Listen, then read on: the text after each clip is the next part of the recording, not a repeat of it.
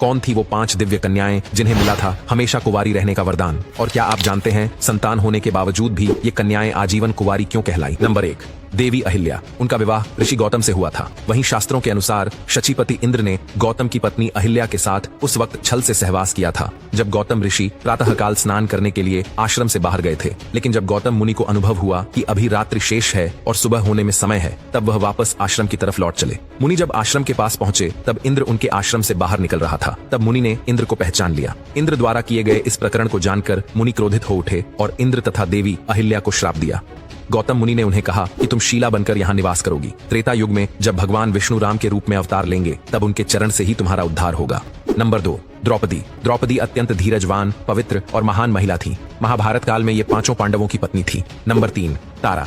दोस्तों, तारा एक अप्सरा थी। समुद्र मंथन के दौरान निकली थी। बाली और सुषैण दोनों ही इसे अपनी पत्नी बनाना चाहते थे। उस वक्त निर्णय हुआ कि जो तारा के वामन में खड़ा है वे उसका पति और जो दाहिने हाथ की ओर खड़ा है वो उसका पिता होगा। इस प्रकार सुषैण उनके पिता बने और बाली से उसका विवाह हो गया। नंबर 4, कुंती। दोस्तों, यदुवंशी राजा सुरसेन की प्रथा नामक कन्या और वासुदेव नामक एक पुत्र था। प्रथा नामक कन्या को राजा सुरसेन ने अपनी बुआ के संतानहीन लड़के कुंती भोज को गोद दे दिया। नंबर 5, मंदोदरी। मंदोदरी राक्षस राज मायासुर की पुत्री थी। रावण की पत्नी मंदोदरी की मां हेमा एक अप्सरा थी। अप्सरा की पुत्री होने की वजह से मंदोदरी बेहद खूबसूरत थी। साथ ही वह आधी दानव भी थी। भगवान शिव के वरदान के कारण मंदोदरी का विवाह रावण से हुआ और मंदोदरी ने भगवान शंकर से वरदान मांगा था कि उनका पति धरती का सबसे विद्वान और शक्तिशाली व्यक्ति बन